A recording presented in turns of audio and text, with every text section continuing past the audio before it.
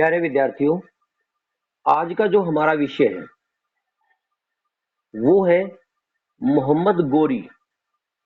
मोहम्मद गोरी और त्राइन के युद्ध। मोहम्मद गोरी से पहले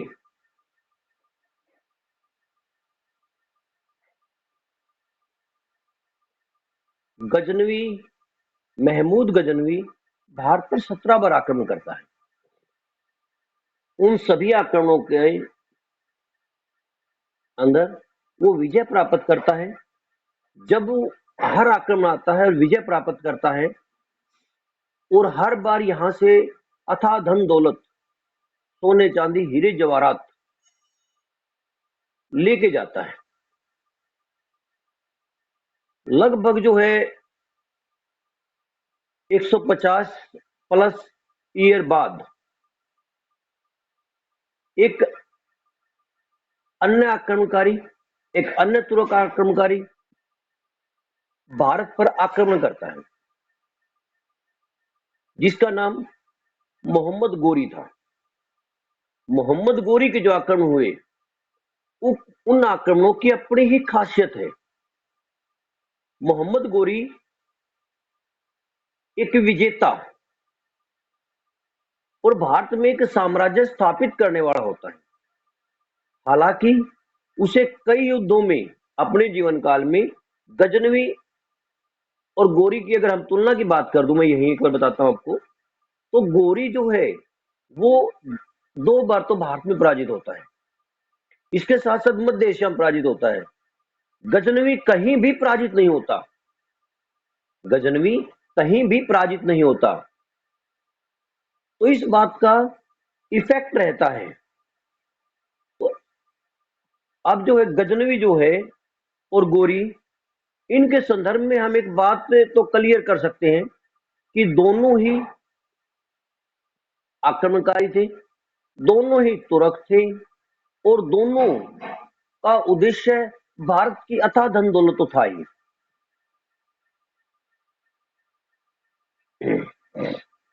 गोरी, बेटा गोरी जो था, इसके जो वंश का नाम है वो संसबानी वंश है। मध्य एशिया के गोर प्रदेश, जो उस समय घोड़े, अच्छी नस्ल के घोड़े और लोह इस्पात के लिए विख्यात था। घोड़ों की सहायता से इन लोगों ने क्या किया? इन लोगों ने उच्च क्वालिटी की सेना तैयार की। तुर्क आक्रमणकारी आने से पहले भारत में सिस्टम दूसरा था। भारत में हाथी जो सेना थी उसको सर्वोच्च माना जाता था, उसको स्ट्रॉन्ग माना जाता था। लेकिन तुर्कों के आक्रमण के बाद जब तुर्क आक्रमणकारी भारत में आए तो इनके आक्रमण से एक नया सिस्टम क्रिएट हुआ और घोड़ों का महत्व बढ़ गया, घुड़सवार सेना का महत्व बढ़ गया, क्योंकि ये बड़ी तेजी से अटैक करते थे।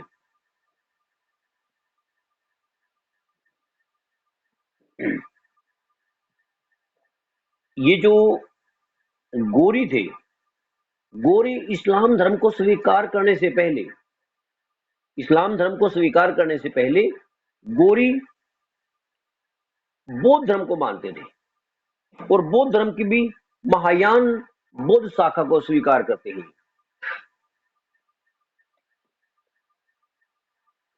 महमूद गजनवी के समय में ये जब क्षेत्र राजनीतिक प्रभाव में आया गजनवी के, तो कहते उसने गोरियों को इस्लाम की शिक्षा, इस्लाम के सिद्धांतों की शिक्षा देने के लिए यहाँ शिक्षक नियुक्त किए, यहाँ शिक्षक नियुक्त किए थे। और जो है गजनवी ने यहाँ प्रशासनिक व्यवस्था कायम की थी। कहते कि संसबानी वंश का जो सबसे प्रमुख और पहला शासक जो स्वीकार किया, हालांकि पहला शासक और है, लेकिन जो प्रमुख रूप से जो ताकतवर शासक है बेटा अलाउद्दीन, अलाउद्दीन को स्वीकार किया जाता है। कहते कि अलाउद्दीन ने क्या किया था? अलाउद्दीन ने गजनी वंश के सभी शासकों की कब्रें खुदवा दी और उनसे उनसे उनकी हड्डियां निकालकर हवा में बिखरवा दिया था उसने, इनसे बदला लेने के लिए। लेकिन महमूद गजनवी का ये सम्मान करता है। महमूद महमूद गजनवी की कब्र को नहीं, अलाउद्दीन ने नहीं छेड़ा। अलाउद्दीन ने गजनी को जला दिया और कहते कि 7 दिन तक गजनी में जो है आग लगी है, जिसके कारण उसको दुनिया को जलाने वाला कहा जाता है। दुनिया को जलाने वाला का शब्द आ जाए तो अलाउद्दीन जो है गोरी वंश का शासक हुआ है। इसके साथ साथ कहते कि अलाउद्दीन के बाद उसका चचेरा भाई गयासुद्दीन 1163 ईस्वी में शासक बनता है। गयासुद्दीन 1163 ईस्वी में शासक बनता है और उसका जो भाई है, गयासुद्दीन का भाई है शिहाबुद्दीन। शिहाबुद्दीन यही मोहम्मद गोरी के नाम से विख्यात हुआ। शिहाबुद्दीन इसने 1173 में गजनी को जीत लिया। इसकी माँ जो है मिनहाज कहता है, मिनहाज उस समय का एक विख्यात राइटर हुआ है। ये कहता है कि जो है इनकी जो माता जी थी वो बड़े भाई को हबसी और छोटे भाई को जंगी कहती थी। जो हमारा जो मोहम्मद गोरी के ऊपर हम टॉपिक कर रहे हैं, मोहम्मद गोरी को इसकी माँ जंगी कहा करती थी, उसके भाई को हबसी कहा करती थी। यहाँ एक बात और विख्यात है, कहते कि शिहाबुद्दीन यानी मोहम्मद गोरी अपने भाई का इतना सम्मान करता था। इसका भाई जो है गयासुद्दीन जो अलग शासक है और मोहम्मद गोरी अलग शासक है, लेकिन इतना होने के बाद भी बेटा मोहम्मद गोरी जो है वो अपने भाई का सम्मान करता है और उसकी अधीनता ये मानता है कि मैं तो उसके अधीन हूं, और कभी भी अपने आप को स्वतंत्र शासक घोषित नहीं करता। सिक्के डलवाए, सिक्के बनवाए, यानी जो सिक्के बनवाए तो उसमें अपने भाई के नाम के सिक्के बनवाए और उसी के नाम का खुतबा पढ़ा, उसी के नाम का खुतबा पढ़ा। कहते कि 1203 ईस्वी में क्या बेटा खुतबा भगवान के नाम का पढ़ा जाता है, एक शासक के नाम का पढ़ा जाता है बेटा, एक अच्छे इंसान के नाम का जिसको वो मानता हो। बाकी मैं और क्लियर भी कर लूंगा इसको। बाकी यही होता है कि खुतबा जो होता है ना, खुतबा अल्लाह के नाम का, परमात्मा के नाम का पढ़ा जाता है। और ये जो है जिसको सबसे ज्यादा मानता हूँ, तकरीबन एक बार मोर भी हुआ था कि ये खुतबा जो है ये इनका क्या नाम था, इसका खलीफा को ध्यान में रख के पढ़ा जाता था। आगे जो सल्तनत काल में काफी लोगों के द्वारा खुतबे पढ़े गए थे उसके बारे में विस्तार से फिर बताएंगे। तो जब अब कहते हैं कि गोरी जो था मोहम्मद गोरी, इसकी कई उपाधियां थी। एक तो बेटा इसको जंगीज की मान उपाधि दे दी, एक शिहाबुद्दीन की उपाधि इसके पास है उपाधि, दूसरा खुरासान पर विजय प्राप्त करने में जो है शिहाबुद्दीन की उपाधि। अब एक उपाधि मुइजुद्दीन की उपाधि है, मोहम्मद बिन श्याम भी इसकी उपाधि। मिनहाज के तबकाते नासरी, मिनहाज की जो तबकाते नासरी पुस्तक है वो मोहम्मद गोरी की हिंदुस्तान में, भारत में विजयों का एक प्रमाणिक होता है, जो सत्य, जो हर घटनाओं का जिक्र करता हो, एक प्रमाणिक विवरण मिलता है इस पुस्तक में। गोरी का भारत पे जो सबसे पहला जो आक्रमण था, गोरी का भारत में जो पहला आक्रमण है वो 1175 ईस्वी में होता है। भारत में साम्राज्य स्थापित करने की लालसा क्यों जागी, क्या बात हुई, ऐसा क्या हुआ? सबसे पहले साम्राज्य विस्तार, सबसे पहले इसका टारगेट था कि एक बड़े साम्राज्य की स्थापना की जाए। इसमें क्या था कि जो है इसने अपने भाई के साथ भी एक समझौता किया। नंबर 2 में इसका अपने भाई के साथ एक समझौता हुआ था कि जो है उसके भाई ने कहा, बड़े भाई से समझौता, और वह पश्चिम की ओर साम्राज्य का विस्तार करेगा। इनके गोर प्रांत से पश्चिम की तरफ भारत पड़ता था उस टाइम। तो और शिहाबुद्दीन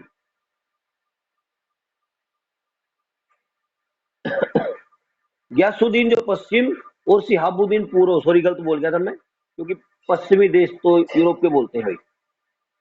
जो शिहाबुद्दीन जो है वो किस साइड करेगा?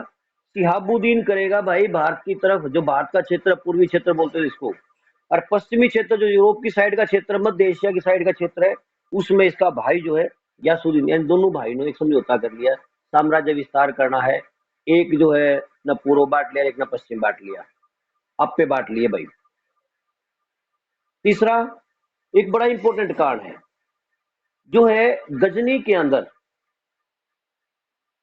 पहले किनका होया करता?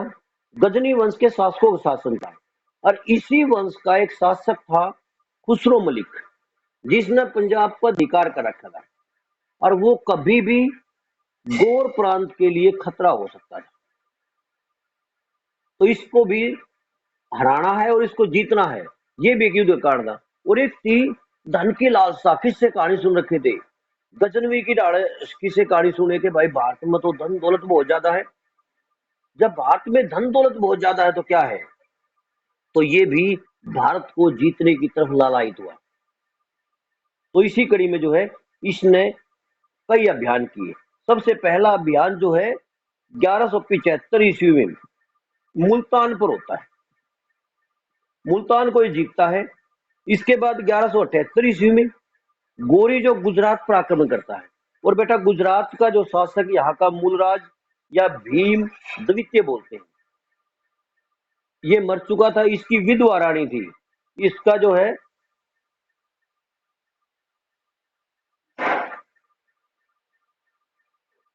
एक मिनट भाई, एक मिनट, गुजरात का जो शासक था वो बच्चा था, मूलराज या भीम द्वितीय।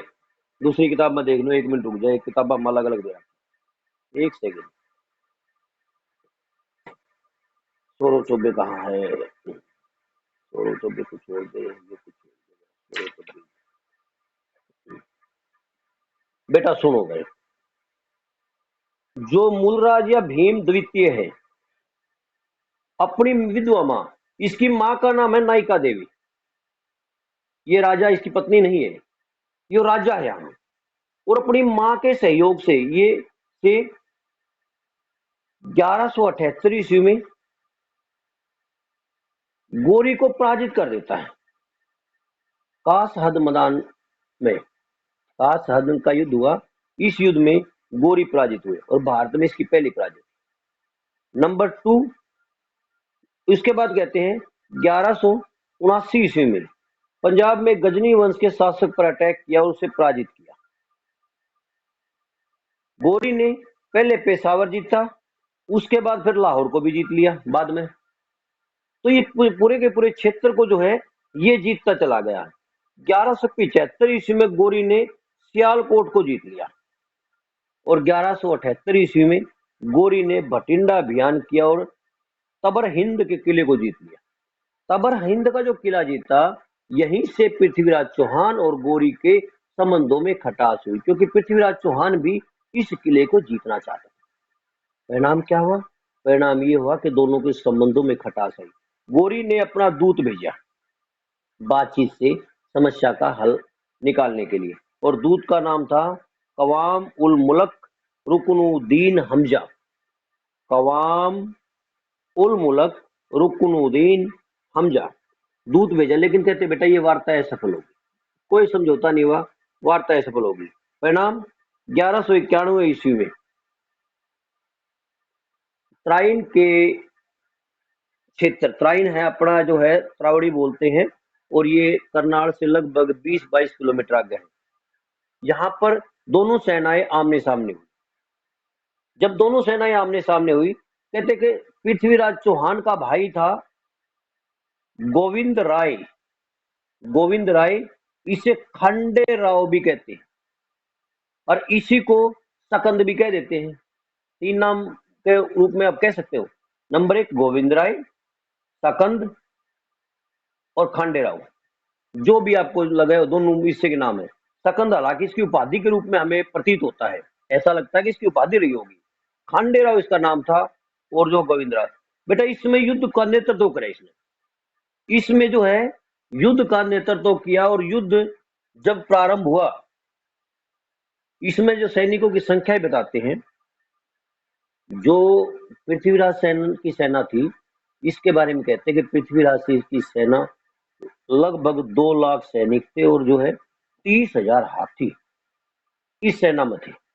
और गोरी की जो सेना है, उसकी संख्या पृथ्वीराज चौहान की सेना से कम बताती है।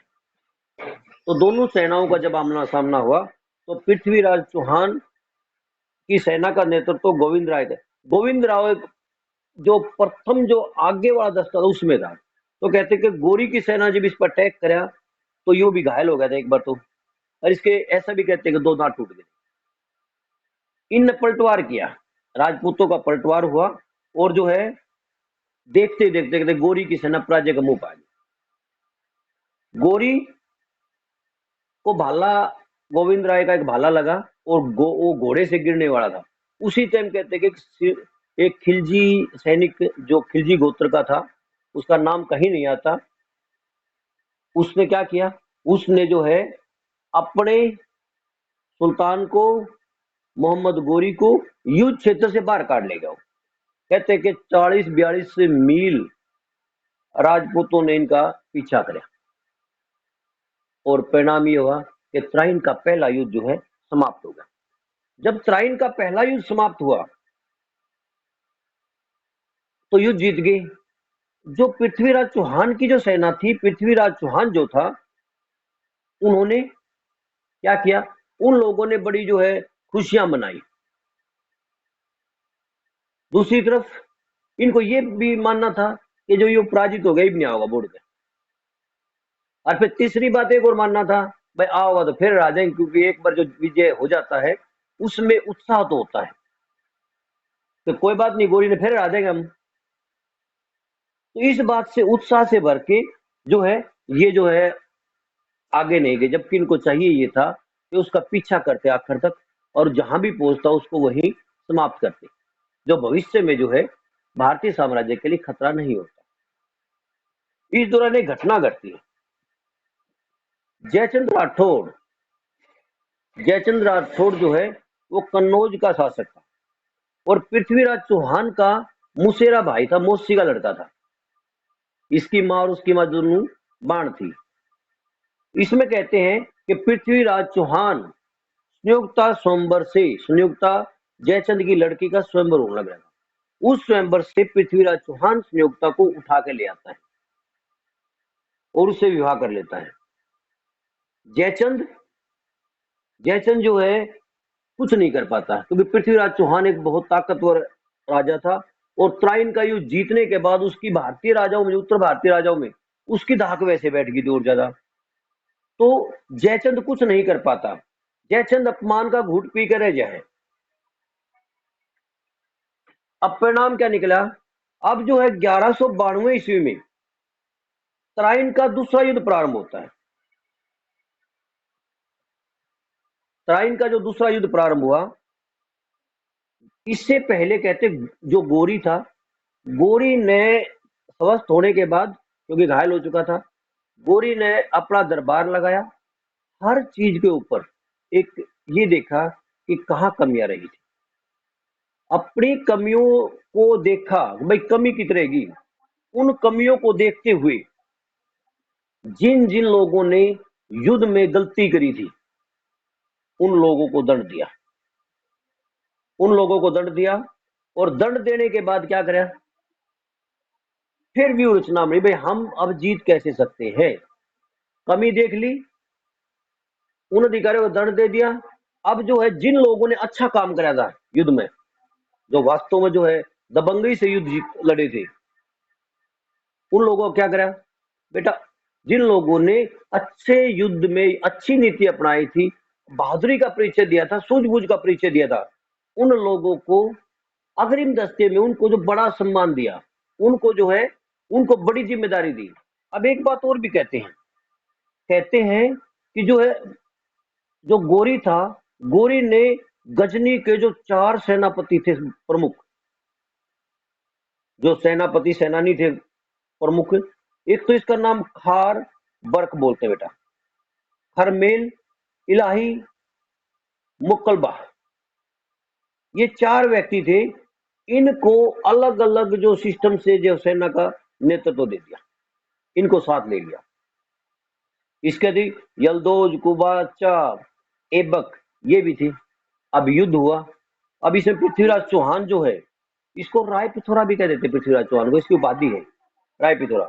बेटा इसकी सेना में कहते 3 लाख राजपूत थे, और अफगान जो थे, अफगानों के अश्वारोही घोड़े, घुड़सवार थे। दूसरी तरफ जो है, दूसरी सेना जो है, उस सेना में संख्या जो है 1,20,000 गोरी की सेना का बताते हैं। हालांकि जो है, ये जो जीतने वाला जो होता है ना, उसकी सेना हमेशा कमी बताई जाती है। इतिहास में एक बड़ी विचित्र बात है, जो जीतता है उसकी सेना को हमेशा इतिहास में अलग ही रूप दिया जाता है। तो गोरी जो है, गोरी की सेना का और पृथ्वीराज चौहान की सेना का आमना सामना होता है। 1 मिनट बेटा रुकियो। गोरी की सेना का और पृथ्वीराज चौहान की सेना का आमना सामना होता है। तो इस युद्ध में गोविंद राय ने युद्ध का फिर नेतृत्व किया, और गोविंद राय बेटा कहते युद्ध में मारा गया। देखते ही देखते इनकी सेना बिखर गई। यहां गोरी ने एक व्यूह रचना रची थी।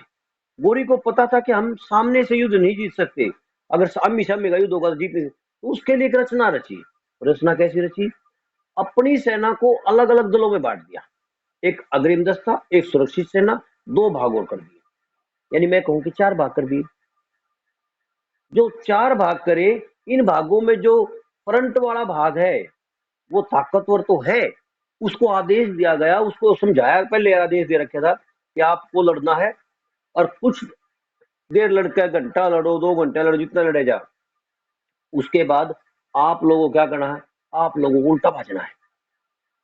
ऐसा प्रतीत होना चाहिए कि भाई पृथ्वीराज चौहान जीत गया, राजपूत जीत गए, ऐसा होना चाहिए। वापिस भागो, 2-3 मील भागो, वापिस अपनी सेना जो राजपूत पीछे भागेंगे, और फालतू भाज लो।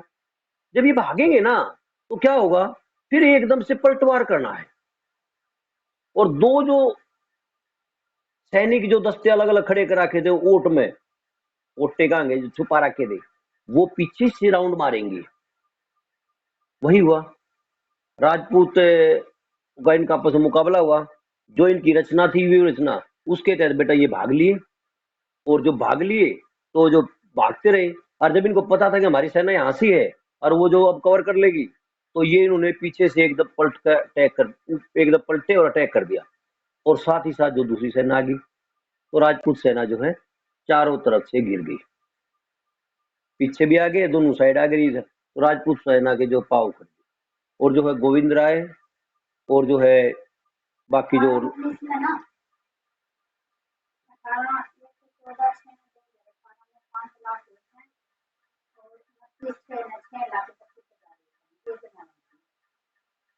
यार मैं फद्दू हूँ क्या? अपने वहां जाके बात करो ना यार, मैं क्लास बाहर जाके बात कर।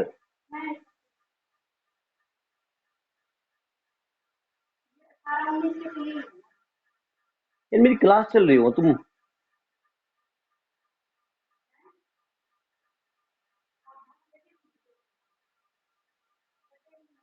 बेटा 1 मिनट रुको, 1 मिनट।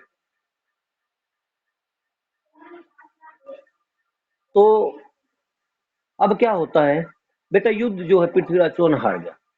पृथ्वीराज चौहान जो है अब कहाँ था? पृथ्वीराज चौहान के बारे में कुछ बात करते हैं। और पृथ्वीराज चौहान त्रावड़ी से लगभग जो है 2-3 किलोमीटर दूर था। उसे सूचना मिल गई युद्ध हार गई, सेना जो है बिखर चुकी है, गोविंद राय पराजित हो चुका है, उसकी मृत्यु हो चुकी है। तो पृथ्वीराज चौहान त्रावड़ी से सिरसा लगभग 270 या 300 के आसपास किलोमीटर पड़ता है। वहां से पृथ्वीराज चौहान इस साइड से रास्ते से कहा जाने लग गया, अपने जो है कौन सा इलाका था इसका, जयपुर,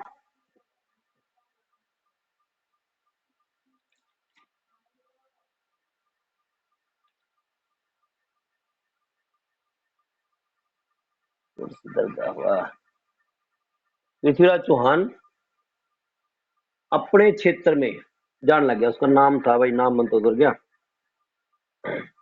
तो पृथ्वीराज चौहान सिरसा के स्थान में पकड़ लिया गया। पृथ्वीराज चौहान युद्ध क्षेत्र से भाग लिया और जो है अपने क्षेत्र में जान लग गया। तो पृथ्वीराज चौहान को सरसा के निकट पकड़ लिया गया। परिणाम क्या हुआ? अब जो है इस बात का जिक्र चंद्रबरदाई भी करता है भाई, और फरिश्ता भी कहता है कि पृथ्वीराज चौहान को पकड़ लिया गया। चंद्रबरदाई यहाँ कुछ अलग वर्ण करता है। चंद्रबरदाई कहता है कि जो गजनी में पकड़ कर ले गए,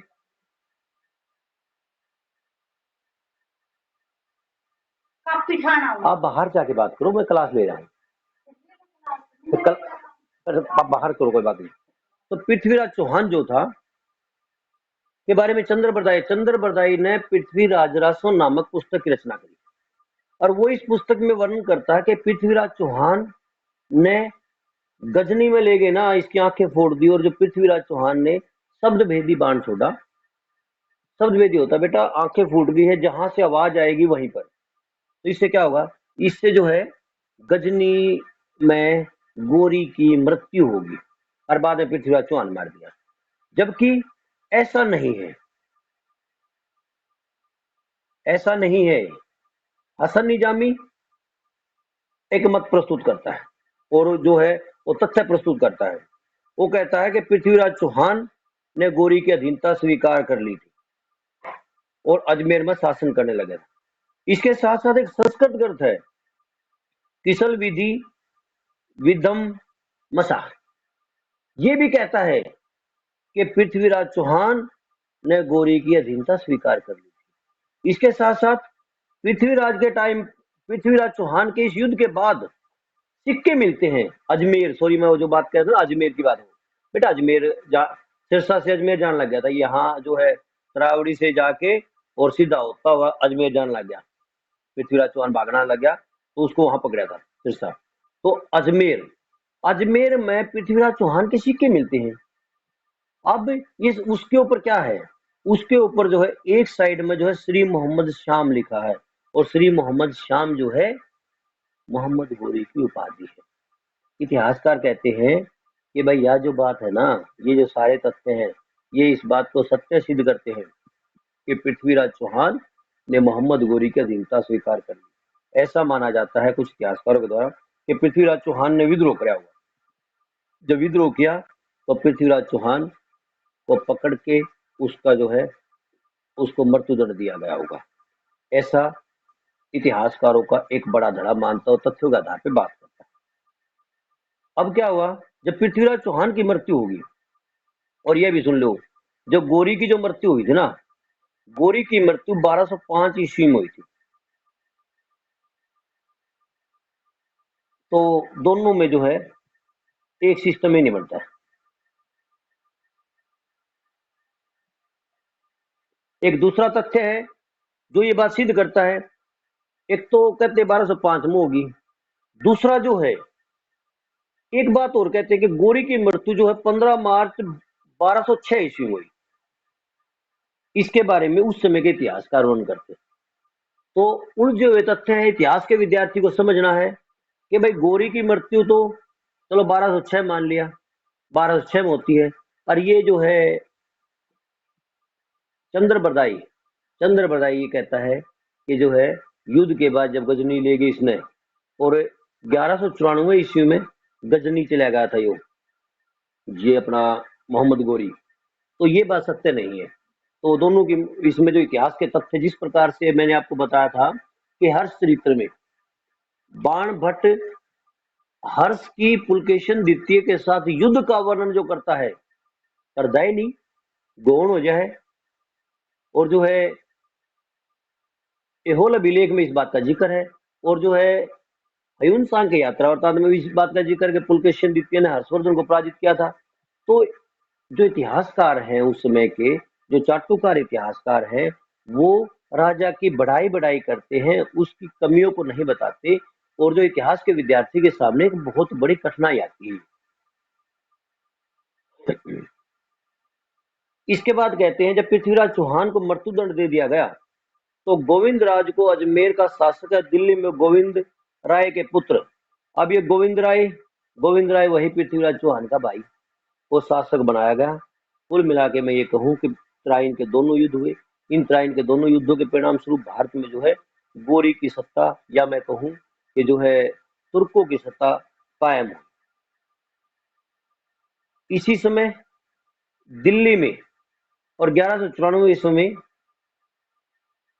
ऐबक को भारतीय जो जो जितने प्रांत थे, ऐबक जो इसका दास था कुतुबुद्दीन ऐबक, उसको यहाँ का गवर्नर नियुक्त करके गोरी चला गया गौर प्रांत में। इसी दौरान अजमेर में थोड़ी, मैं यही बता दूं, थोड़ी घटनाएं घटती हैं। दिल्ली में पहली मस्जिद का निर्माण कुवैत उल इस्लाम, ये जो है ऐबक ने करवाया था। और जो है 1194 में इसके जाने के बाद कुछ और छोटी मोटी घटनाएं घटती हैं, और इसका परिणाम ये रहता है कि जो है एक बड़े साम्राज्य की स्थापना अपनी मृत्यु से पहले भारत में गोरी देख लेता है। गोरी की मृत्यु हो जाती है, और गोरी की मृत्यु के बाद जो है भारतीय साम्राज्य का मालिक जो बन जाता है कुतुबुद्दीन ऐबक। इसके दौरान कुछ और सिस्टम आपको मैं बताता हूँ। महमूद गजनी और गोरी की तुलना करा, तो बेटा दोनों जो है जन्मजात लड़ाके थे, मान लिया सेनापति थे, लेकिन महमूद गजनवी गोरी से बेटर था, क्योंकि वो कभी पराजित नहीं हुआ। और गोरी गोरी तो कई बार पराजित हुआ। एक तो 1205 में भी मोहम्मद गोरी जो है अंध खुद युद्ध में पराजित हो गया ईरान से, 2 बार भारत में पराजित हो गया, लेकिन गजनवी नहीं हुआ। हाँ, गजनवी का एक उद्देश्य था लूट मार धन लेना, लेकिन गोरी का स्पष्ट उद्देश्य था कि भारत में एक बड़े साम्राज्य की स्थापना करना। तो कुल मिला के मैं ये कहूँ कि ये टॉपिक आपका समाप्त हुआ। अब टाइम हो गया, नहीं तो मैं तो इसमें इससे बता दूं भाई इनके हार के कारण क्या थे, राजपूतों के पराजय कारण का। तो वैसे राजपूतों के पराजय कारण एक प्रमुख तो ये था कि जो है, जो राजपूत जो है यहाँ आपस में संगठित होकर नहीं लड़े, टुकड़ों में लड़े।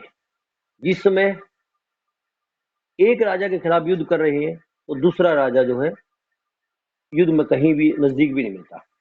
और जो है इनमें एक जातीय व्यवस्था एक प्रमुख दोष के रूप में रहा, क्योंकि भारत में जो है सभी लोगों ने मिलकर युद्ध नहीं किया, अपितु कुछ जाति के लोगों ने ही मिलकर युद्ध किया। और जो है इस युद्ध का परिणाम ये रहा कि भारतीय हमेशा विदेशियों से पराजित होते रहे। एक कहते हैं कि तराइन का तीसरा युद्ध हुआ। तराइन का तीसरा युद्ध, इसके बारे में तथ्य अलग अलग हैं। एक कहते हैं कि 1215 में 1516, दो ये देते 1215-16, जबकि सौरभ चौबे एक बात का वर्णन करता है कि ये जनवरी 1216 में हुआ। इस युद्ध का प्रतिफल क्या रहा? इस युद्ध के प्रतिफल यलदौज की पराजय हुई, और जो है इल्तुतमिश ने यलदौज को पराजित कर दिया। दोनों के मध्य ये इंपोर्टेंट युद्ध था। इसके बाद भारतीय साम्राज्य जो है ना, वो सदा सदा के लिए गौर प्रांत से साइड में होगा, एक किस्म से मैं कहूं कि स्वतंत्र होगा। बेटा समझ में आया कुछ?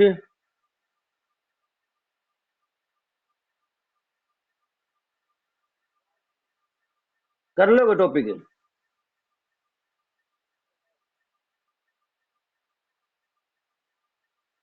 तो क्या बेटा?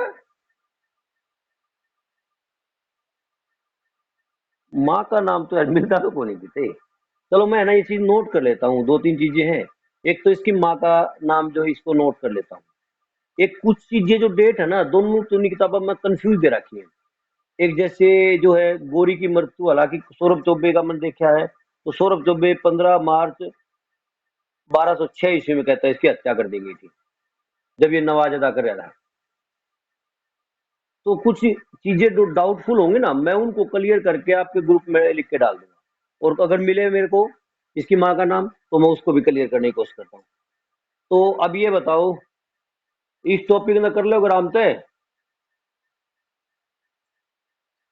आप लोगों ने अपने रोल नंबर डाल दिए हैं ग्रुप में यहाँ? ठीक है बेटा, फिर लेफ्ट कर जाओ आप लोग।